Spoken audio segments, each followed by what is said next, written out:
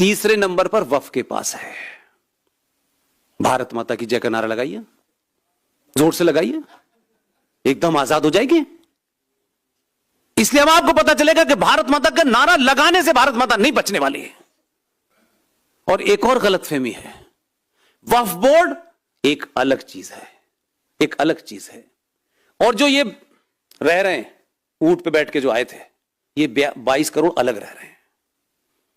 आपको पता है, बड़े संपन्न लोग अपने बेटे बेटियों की खूब शादी वादी करते हैं और उनको फिर प्यार की निशानी देखने के लिए भेज देते हैं आगरा। वो भी प्यार की निशानी देखते हैं बेचारे।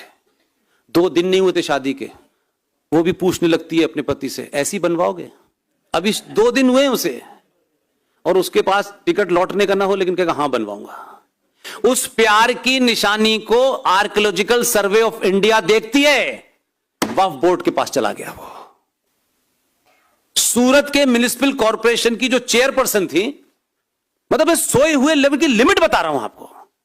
खबर दिल्ली के बड़े अखबार इंग्लिश में छप रही है, खबर गुजरात में छप रही है। इत्तेफाक से उन्होंने मुझे अपने यहां गेस्ट बुला लिया और मुझे भाषण देना था।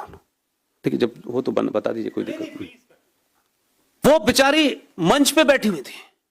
मैं बार बार ये सोच रहा था, या तो ये बहुत बहादुर महिला है, या तो इसको मेरे बारे में पता नहीं है, और या ये अपने बारे में नहीं जानती। मैंने आखिर में कहा चलिए आप लोग सब सामने बैठ जाइए तो ज्यादा साफ सुनाई देगा, मंच पे नहीं सुनाई देगा। 4 एमएलए, सूरत म्युनिसिपल कॉर्पोरेशन का लीगल एडवाइजर साथ में बैठा है। मैंने कहा जो सूरत म्युनिसिपल कॉर्पोरेशन है ना, उसके ऊपर वक्फ का दावा है, अब आपकी बोली मुझे ये नहीं पता। वो लीगल एडवाइजर पैसे लेता, उसको नहीं पता। मैंने कहा गुजराती अखबार ये है, टाइम्स ऑफ इंडिया का। वो कह रही अच्छा ये तो हाल है।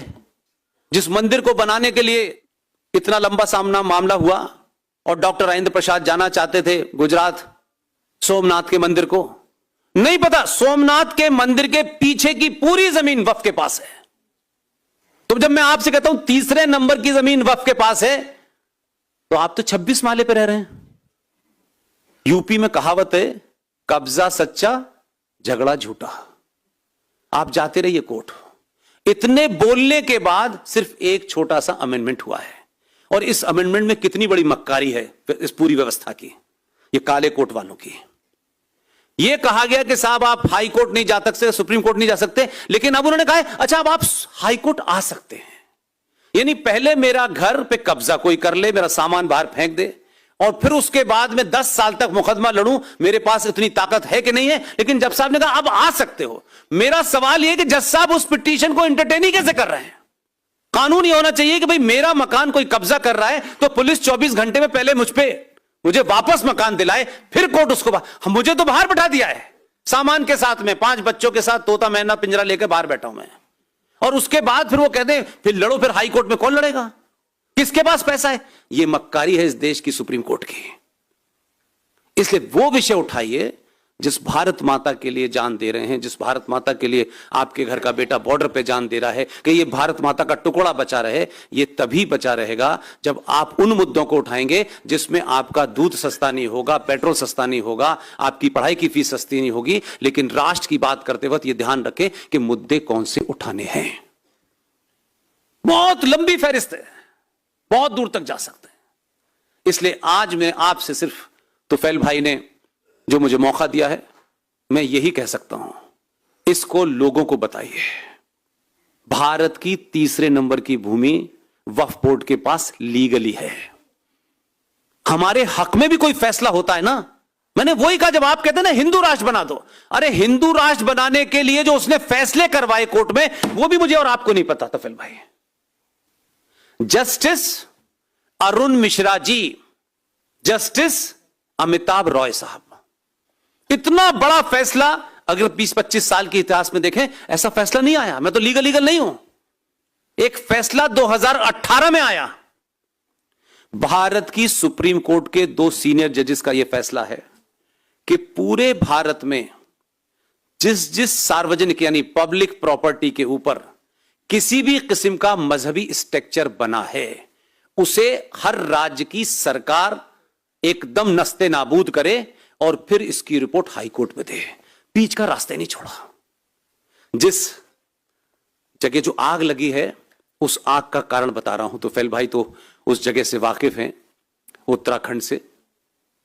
ये आग ऐसी नहीं लगी है, ये आग इसलिए लगी है कि इसकी शुरुआत, इसकी कैंपेन हमने हल्द्वानी से शुरू की थी 1.5 साल पहले।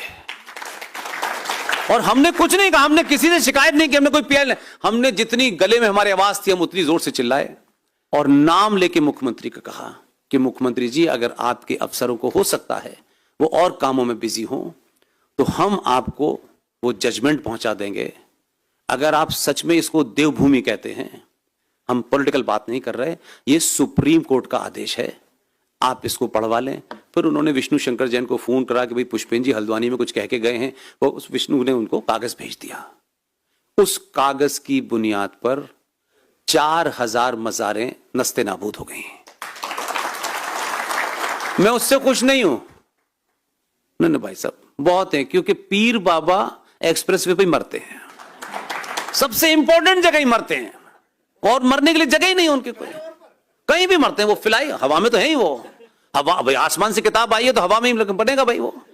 तो मेरा कहना है मेरे भाई कि उस कैंपेन को चलाइए जिससे आपका वजूद, आपका अस्तित्व, आपका एग्जिस्टेंस जुड़ा हुआ है। ये रहेगा तो सब कुछ होगा। हर आदमी यहां से बाहर चला जाएगा, हर आदमी दिल्ली से कहीं और चला जाएगा, दिल्ली से तो ये खाना बदोशों की जिंदगी से भारत माता नहीं बचने वाली। अपने आइडिया बदलिए, अपने हथियारों को बदलिए। हथियार का मतलब बंदूक नहीं है, आपने तर्क बदलिए। और अभी आपके पास गिनती का जोर है, लेकिन गिनती में ब्राह्मण हैं, ठाकुर हैं, बनिया हैं, अछूत है, ये हैं, हिंदू नहीं दिखता। इसलिए सिर्फ कुछ नहीं करना है। अभी आपको 5 साल में एक दिन में 1 घंटा, और 1 घंटे का 1 मिनट और 45 second, almost 45 second, even 1 minute भी नहीं मुझे चाहिए। आप किसको वोट दें, मुझे कोई इंटरेस्ट नहीं है। 5 साल में जब इलेक्शन हो तो बटन दबाने से पहले अपने आप से पूछिएगा कि मैं ये जाति का लीडर जिताऊं, पार्टी का लीडर जिताऊं। आप वोट सनातनी होके देखिए और कुछ मत करिए। मुझे पूरी उम्मीद है कि जब जब आप ये करेंगे तो सत्ताओं को भी एहसास है, ऐसा नहीं है। ये जो मंदिर बना है इसकी अंदर की कहानी कम लोगों को पता है। ये जो 370 हटी है ये कम लोग जानते हैं, क्योंकि अब बन गया है तो मैं तो सार्वजनिक बोल देता हूं। और इसमें अगर मेरे नेताओं का, जो मेरे लीडर हैं, अगर उनका भाव बढ़ता है तो मुझे कोई फर्क नहीं पड़ता, क्योंकि मैं इतना इंपॉर्टेंट नहीं हूं। ये धारा 370 और राम मंदिर का फैसला, ये जो दिख रहा है उससे पूछिए कैसे हुआ है, अंदाजा नहीं है आपको। इसलिए कि जो सत्ता चलती है वो पीछे होती है, सामने तो पोस्टर लगा होता है, सबका साथ सबका विकास।